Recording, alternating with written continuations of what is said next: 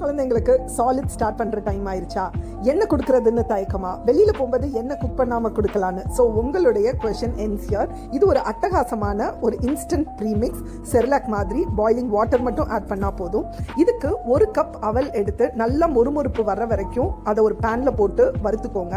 இதோட ½ கட் பொட்டுக்கடலை இதையும் சேர்த்து நீங்க நல்லா வறுத்து ரெண்டையுமே ஆற வச்சுக்கோங்க. உங்களுக்கு பிடிச்சதுன்னா இதுல ஒரு பிஞ்ச் வேணா ஜீரா போட்டுக்கலாம். நல்லா ஆறினோடனே இதை பவுடர் பண்ணி ஜலிச்சு ஒரு டப்பால போட்டு நீங்க 20 டேஸ் வரைக்கும் ஸ்டோர் பண்ணலாம்.